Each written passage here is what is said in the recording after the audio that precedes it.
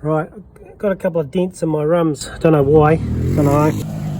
Beats me. I'll show you an easy way to get them out. So what I've made up is this tool here. Just a bit of angle on, grind the end. That will just slip into there like that.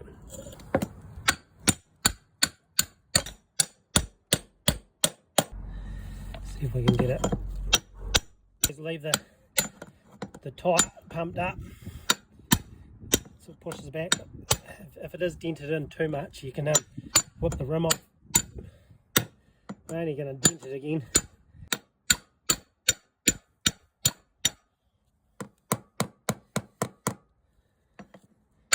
Another one there.